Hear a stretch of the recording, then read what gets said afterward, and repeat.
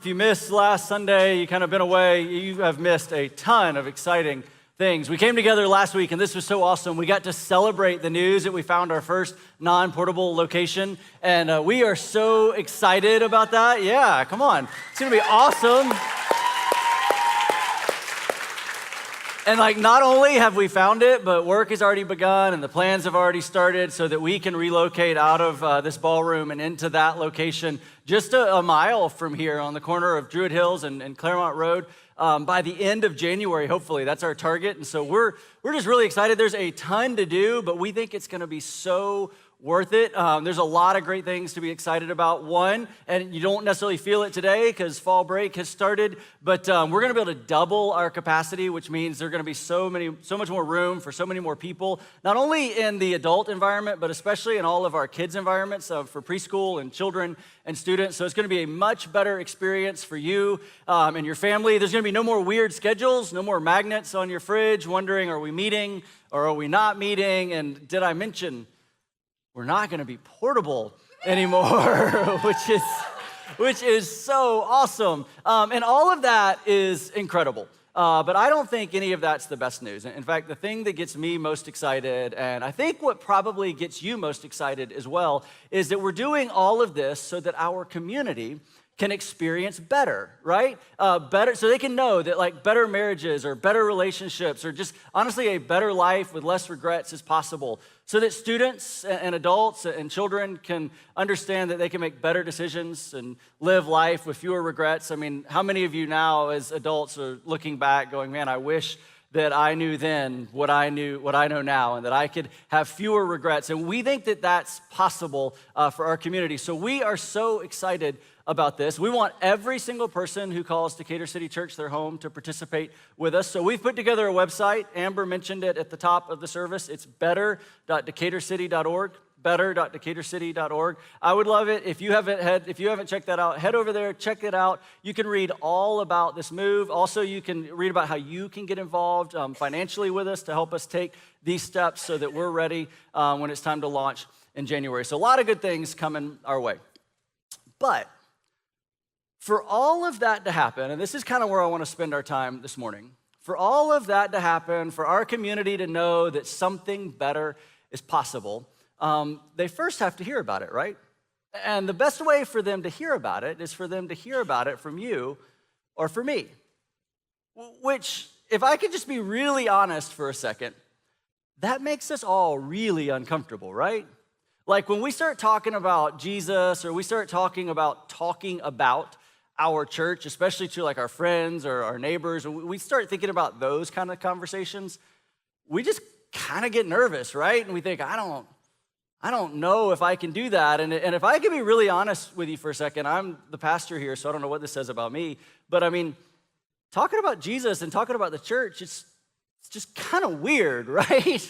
There's a lot of things we would rather talk about than that a lot of times. I mean, I am thinking seriously about changing barbers because all the barbers at this shop I go to found out that I'm a pastor, and now that's all they want to talk about.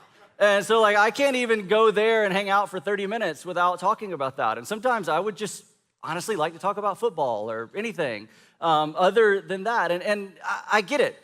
Talking about Jesus or trying to explain Jesus to other people, it can be difficult. Trying to explain why we think that our local church is such a big deal, that can be difficult. Even if it's made our life better. It doesn't seem to have anything to do with that. It just is kind of hard. But here's what's fascinating to me. When it comes to other things in life, the other things in life that we get really passionate about, the other things that we get really excited about, we have no problem talking about those things, right? Where are all of my big green egg people? How many of you have one of these things? Yeah, right? You're casually raising your hand. You can't stop talking about it the rest of the time of the year. And I get it. It's the ultimate cooking experience, am I right? I mean, I got up yesterday super early, smoked an entire pork shoulder all day long. It was unreal. And all of you who don't have one, you don't get it. You have no idea. And I just want every single one of you to know the pure cooking joy that is spending an entire Saturday just smoking whatever meat you choose to. Like, it's unreal. And so as soon as I had one, I wanted everybody to experience it. And I know the rest of you, you're like that because I see it all the time. I hear you talk about it all the time. Or here's another one. What's up with all you CrossFit people? Yeah, right? It's like yeah, I see ya. It's like the rest of us. It's like we don't even work out if it's not CrossFit. I mean, just because I don't carry some like 200-pound bowling ball while I'm running up and down the street or something, like it's crazy. Like if you don't rip the calluses off of your hands and you're not actually working out, right? But like seriously, if you're into that, you want everybody to be into it, right? Like you just want everybody to experience that because you have so much fun either with the workout or the community that you experience it, and you want everybody to know that joy, so you talk about it a lot. I'll tell you what mine is, and you have to promise not to judge me because it's the like antithesis of CrossFit. Mine is the fried chicken over at Revival in Decatur, am I right? How many of you have eaten at Revival in Decatur? Yeah, a lot of hands. You know what I'm talking about. Guys, this is the best fried chicken I've ever eaten in my entire life. Like, and don't tell my grandmother that, but it is way better than anything I've ever had before. And as soon as I tried this, I wanted everybody to have it. Like Laurie and I will take people there, and I literally bully them into ordering the fried chicken. Like I won't let them order anything else. It's so good. They have a special Sunday version. You know what it's called? Closed on Sunday chicken. Take that, Chick-fil-A.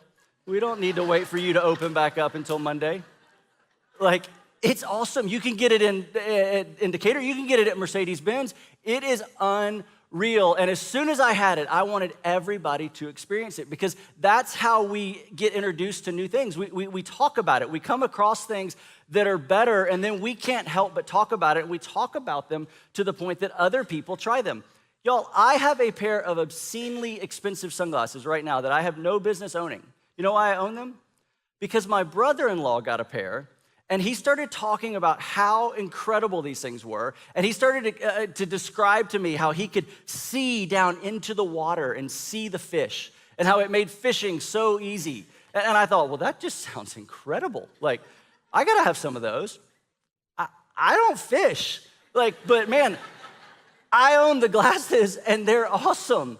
And you know exactly what I'm talking about because you found yourself in this conversation before. You've had the same one. It goes like this. Either you've had it with somebody or somebody has had this conversation with you. You pick up the phone, you're like, yo, dude, I just bought, I just ate at, I just ran into, I just tried, and you have got to come experience this thing. You have got to try this as well. Like you are missing out. And you know why we do that? We all do that, and we all have that exact same conversation because we know that with most things in life, when it comes to especially new things or things we're trying to get people to try, that they just need to be experienced. Like we know that we just can't explain it enough. That in fact, if we try to explain it, it's probably going to make things weird. And so we just end up just saying, hey, you have got to try these, whether it's food or a hotel or a vacation or something. It's anything. Just, hey, you have got to come and try it. I know I can't explain this to you. Come experience this. And here's the thing. The truth is, it's really not that different when it comes to spiritual things. It's honestly not that much different when it comes to Jesus. In fact, we could learn a lot from the people who would be considered the first followers of Jesus because the first followers of Jesus didn't actually try to explain Jesus. If you've ever tried to explain him, chances are you found yourself in the midst of an insanely awkward conversation. You probably found yourself trying to answer questions that you didn't know were questions. You probably walked away thinking, I don't even know that I like Jesus now. It's hard to explain him. But his first followers, they didn't try.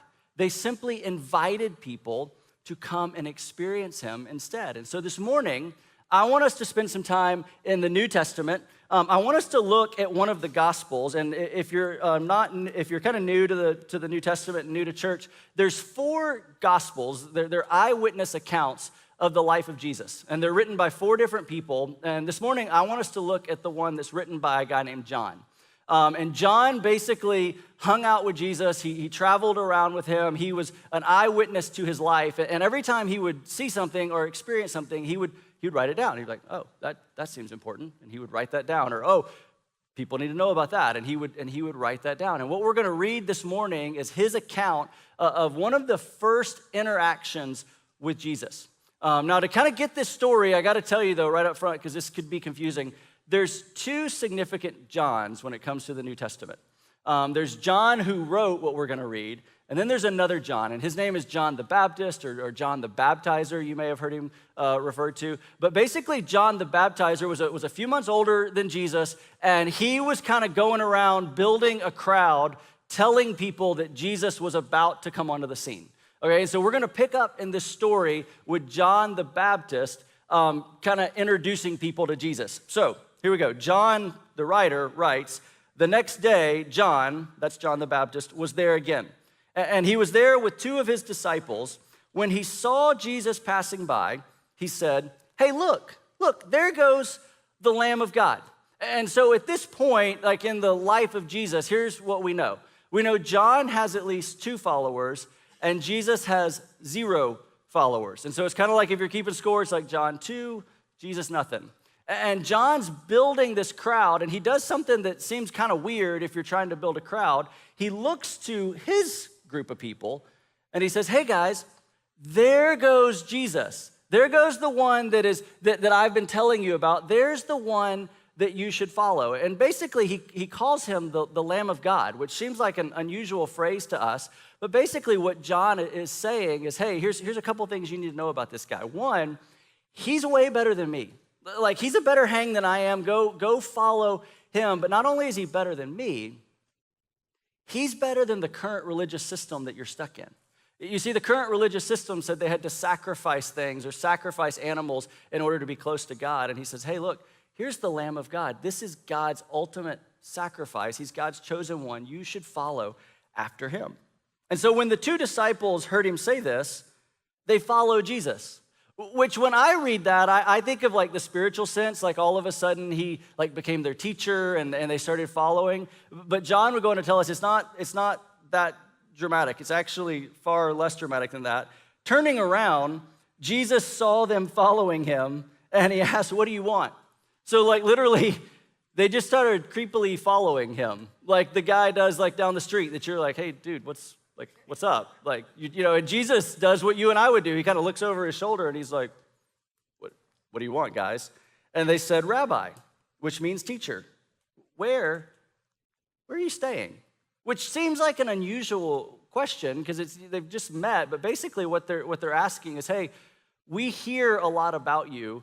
We're not understanding what we're hearing. Like, where are you staying? Can we come hang out with you for a little while? Can we kind of come get to know you? And Jesus just looks back at them and he says, well, come on, and you will see where I'm staying. So they went and they saw where he was staying and they spent that day with him, which is really kind of cool. Like basically they followed Jesus because Jesus simply invited them to come and see what he was all about. He didn't try to explain anything at this point. He didn't try to convince them. He just said, well, come on. If you want to know what I'm about, just come on, just kind of come follow me. And apparently, according to John, they ended up spending the entire day with Jesus. And we honestly have no idea what happened during this day, but when I read things like this, my imagination kind of starts going crazy. Like it starts going wild. I start thinking about what in the world did they experience this afternoon with Jesus? And honestly, we don't know, but maybe they sat down at wherever he was staying and maybe Jesus said, hey guys, you want to know what I'm about? Well, if you stick with me, you're going to see some pretty incredible things. In fact, guys, in a couple of days, we're going to end up at a wedding. And guys, it's going to be like the party of the year. It's going to be awesome. It's going to be a big deal, but something bad's going to happen. Like too many people are going to show up and they're going to run out of wine. I know, big deal. It's kind of a drag. But guess what? I'm going to save the day, and I'm going to do something nobody's ever done. I'm going to turn water into wine, and the party's going to continue. And I imagine the guys are like, what? Like party tricks? Like that's what you're about? No. I can't explain it to you guys. You just got to hang with me. Just come and see. But I got to warn you, you're going to see better things than that. Like if you stick with me, the lame are going to walk again. The blind are going to see again. The deaf are going to hear again. Wait a minute. Jesus, like party tricks and you're going to heal people? I don't get it. I know, guys, I can't explain this to you, but I promise you, if you don't come and see this, if you don't follow me, you're going to miss it, and you'll never believe it because it's too good to believe. It's just too big. You can't possibly get your mind around it. In fact, it's bigger than that. You're going to meet this guy, and he's awesome. His name's Lazarus. He's an amazing dude. But something bad's going to happen to Lazarus. Lazarus is going to get sick. I mean, like really sick. And guys, Lazarus is going to die, and we're not going to be there. But in a couple of days, we're going to show up, and I'm going to raise that guy from the dead. And at this point, I just imagine the guys being like, I can't get my mind around that. And Jesus saying, I know.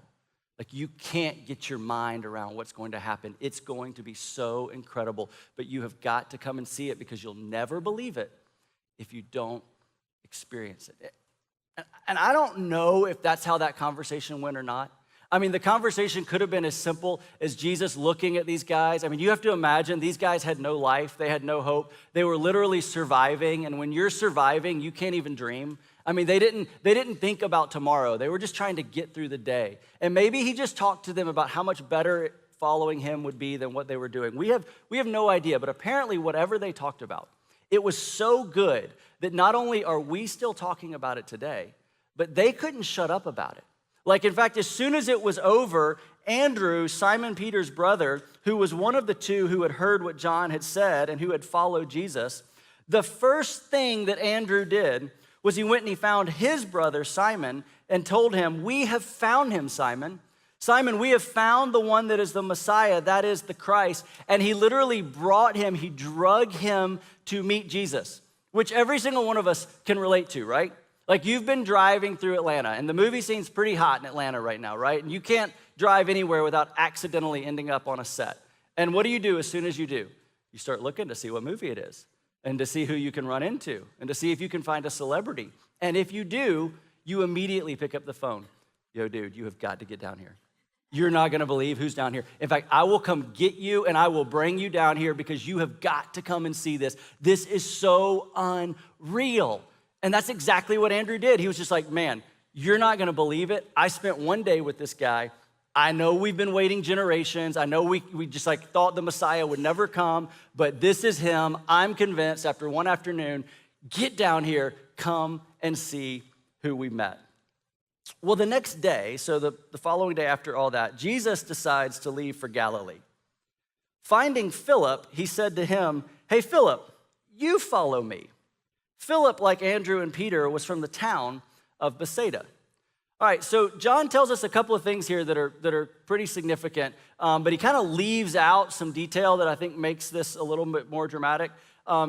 Jesus has decided the next day after meeting these two fellows, Andrew and Philip, and most scholars believe that Philip was the other one of the followers who hung out with Jesus that day. Jesus decides, hey, we're going to take this show on the road, and we're going to take off, and we're going to head to Galilee. What John doesn't tell us, Galilee is over 60 miles away from where they are. And there's no Uber. I mean, there's no cars. Like, they are walking there. And so Jesus goes and finds Philip, who he's only known for just a couple of hours at this point, and he says, hey, Philip, I want you to come with me on this journey. Let's go together all the way to Galilee. Now, to put this in perspective, that would be like us deciding to leave here this morning and taking off and walking to Lake Lanier and back. That's 60 miles. According to Google Maps, it's going to take us about 24 hours to do that. But we're going to leave right after here. But it's even more bizarre than that. It would be like me looking at all of you who this was your first time at Decatur City and me saying, hey, we're so glad that you're here today. We think the best way for you to kind of get to know us and for us to get to know you is for us to go on a little trip together. So right after here, all of you first-time guests, we're going to take a 24-hour hike together. I know we don't know each other. I know you're not sure if you're in yet, but we're going to go and walk all the way to Lake Lanier and back. Like, you would run from this place. and probably never come back because that's a terrible strategy. But Philip doesn't do that.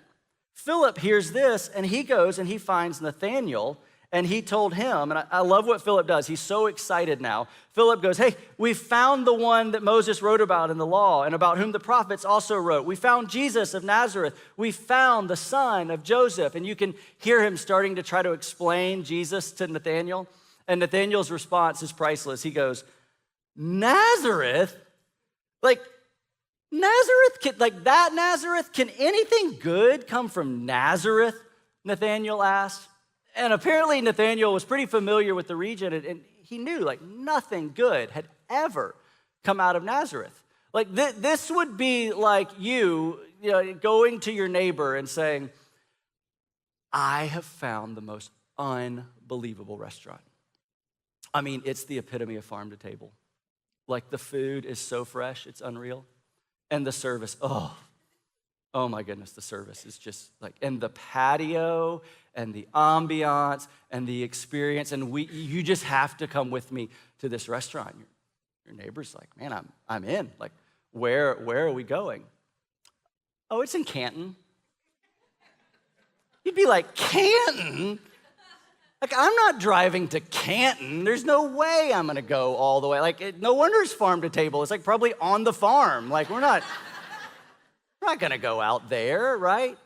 And I love what Philip does. It's the exact same thing you would do in that situation if you were convinced that they needed to. Philip, I think, imagines, wait a minute, what am I doing?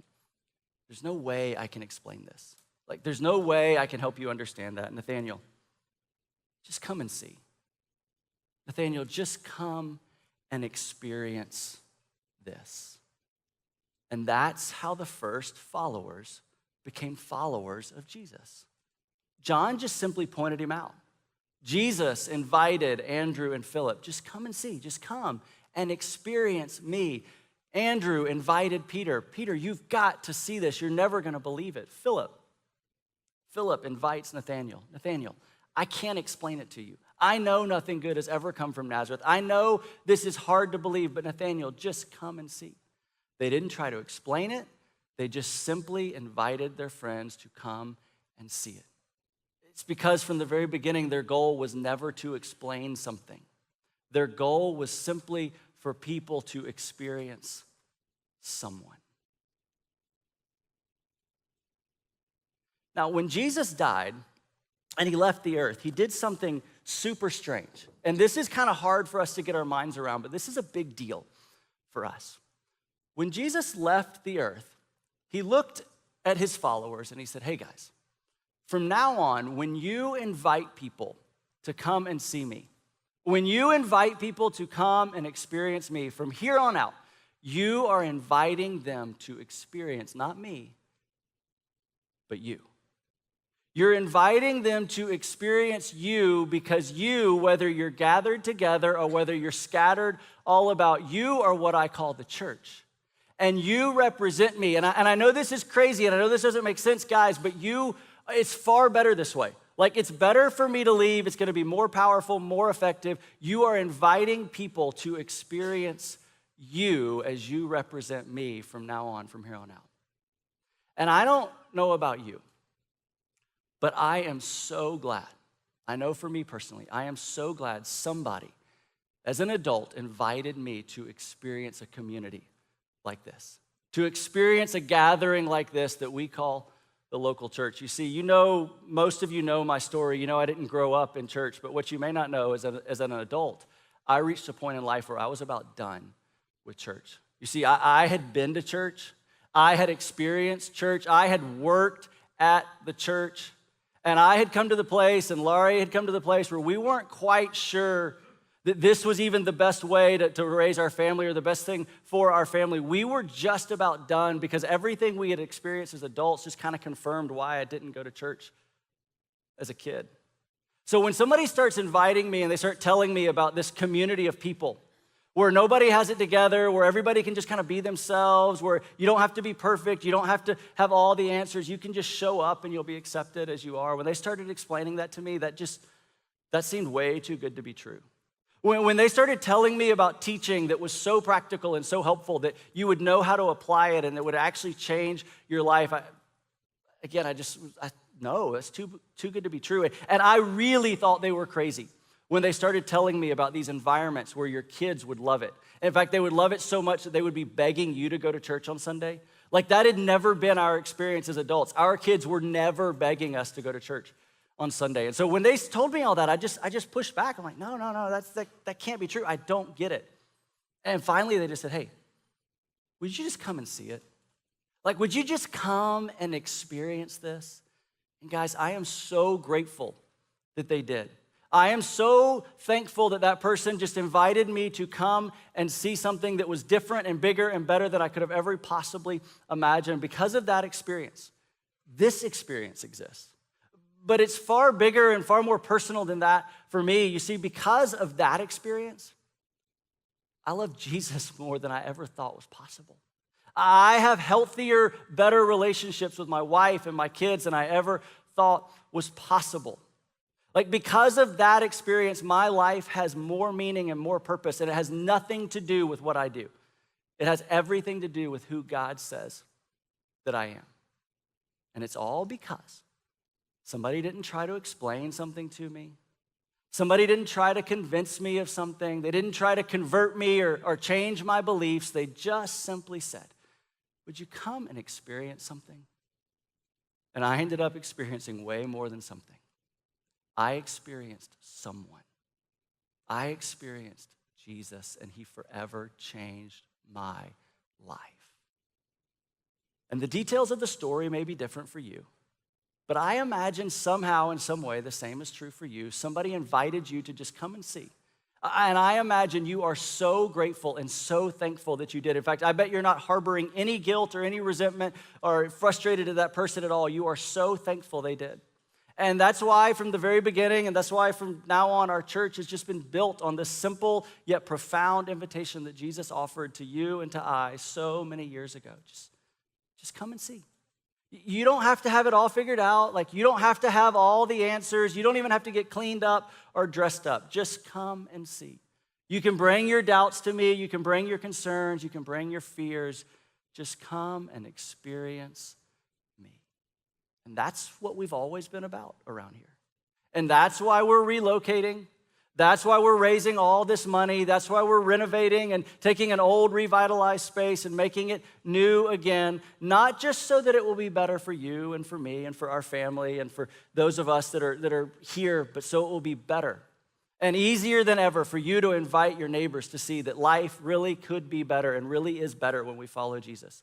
So that it will be easier than ever for you to invite your coworker or your neighbor or your family to see that their marriage, that their relationships really can be better. So that it would be easier than ever for our city to see that Jesus is far better than we ever could have imagined. From day one, we've said that we would do whatever it would take for people to drive by and think, hey, this city is better because Decatur City Church is here. But all of that hinges on your willingness and on my willingness to simply invite those who are closest to us to just come experience something far better than they could have possibly imagined. And I got to be honest with you, I think you're about to have the perfect opportunity to do that. You're about to have the perfect opportunity because there is so much excitement, there's so much energy, so many people are talking in our city about what's happening. It's never going to be easier than it will be over the next couple of months, over the next couple of weeks, and as we prepare for this relaunch in January. It'll never be easier than to invite people just to come and see. Just come experience Jesus because he's far better than you could possibly imagine. Come experience the one who gives us hope. Come experience the one who redefined for us what love is all about. Just come and see.